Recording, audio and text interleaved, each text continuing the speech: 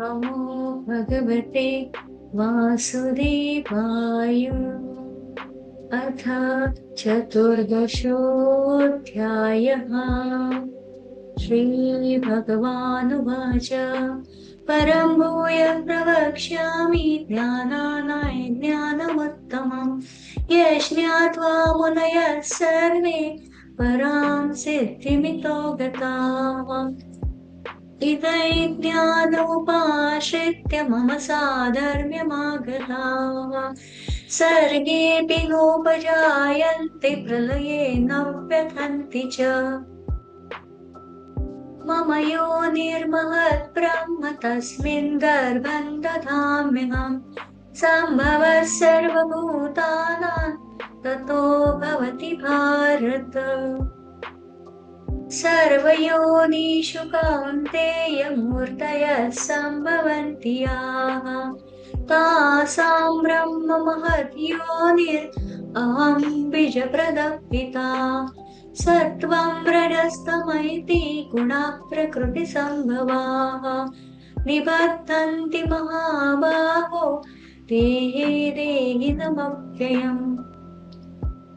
तत्र सत्त्वं निर्मलत्वात् प्रकाशकमनामयम् सुखसङ्गेन बध्नाति ज्ञानसङ्गेन चानघ। रजोरागात्मकं विद्धि तृष्णासङ्गसमुद्भवम् तन्निबध्नाति कौन्तेय कर्मसङ्गेन देहिनम्। तमसत्त्वज्ञानजं विद्धि मोहनं सर्वदेहिनां प्रमादालस्य निद्राभिस्तन्निबध्नाति भारत। सत्त्वं सुखे सञ्जयति रजः कर्मणि भारत ज्ञानमावृत्य तु तमः प्रमादे सञ्जयत्युत। रजस्तमश्च विभूय सत्त्वं भवति भारत रजः सत्त्वं तमश्चैव तमः सत्त्वं रजस्तथा सर्वद्वारेषु देहेऽस्मिन् प्रकाश उपजायते ज्ञानं यदा तदा विद्यात् विवृद्धं सत्त्वमित्युत। लोभः प्रवृत्तिरारम्भः कर्मणामशमस्पृहा रजस्येतानि जायन्ते विवृद्धे भरतर्षभ। अप्रकाशो प्रवृत्तिश्च प्रमादो मोह एव च तमस्येतानि जायन्ते विवृद्धे कुरु नन्दन। यदा सत्त्वे प्रवृद्धे तु प्रलयं याति देहभृत् तदोत्तमविदां लोकान् अमलान् प्रतिपद्यते। रजसि प्रलयं गत्वा कर्मसङ्गीषु जायते तथा प्रलीनस्तमसि मूढयोनिषु जायते। कर्मणः सुकृतस्याहुः सात्विकं निर्मलं फलम् रजसस्तु फलं दुःखम् अज्ञानं तमसः फलम्। सत्त्वात् सञ्जायते ज्ञानं रजसो लोभ एव च प्रमादमोहो तमसो भवतो ज्ञानमेव च। ऊर्ध्वं गच्छन्ति सत्त्वस्था मध्ये तिष्ठन्ति राजसाः जघन्यगुणवृत्तिस्था अधो गच्छन्ति तामसाः। नान्यं गुणेभ्यः कर्तारं यदा द्रष्टानुपश्यति गुणेभ्यश्च परं वेत्ति मद्भावं सोऽधिगच्छति।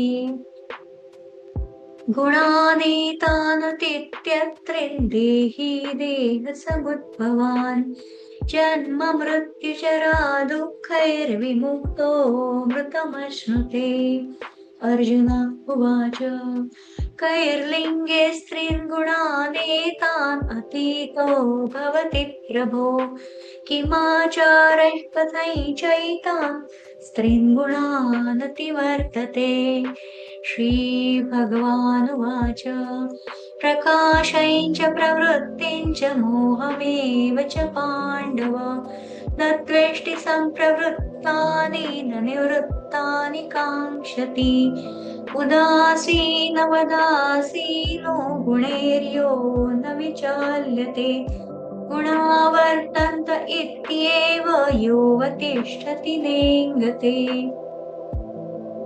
समदुःखसुखस्वस्थः समलोष्टाश्मकाञ्चनः तुल्यप्रिया प्रियो धीरस्तुल्यनिन्दात्मसंस्तुतिः मानापमानयोस्तुल्यस्तुल्यो मित्रारिपक्षयोः सर्वारम्भपरित्यागी गुणातीतः स उच्यते मां च यो व्यभिचारेण भक्तियोगेन सेवते सगुणान् समतीत्यैतान् ब्रह्मभूयाय कल्पते ब्रह्मणो हि प्रतिष्ठाहम् अमृतस्याव्ययस्य च शाश्वतस्य च धर्मस्य सुखस्यैकान्तिकस्य च ॐ तत्सदिति श्रीमद्भगवद्गीतासु उपनिषत्सु ब्रह्मविद्यायां योगशास्त्रे श्रीकृष्णार्जुनसंवादे गुणत्रयविभागयोगो नाम चतुर्दशोऽध्यायः। श्रीकृष्णार्पणमस्तु।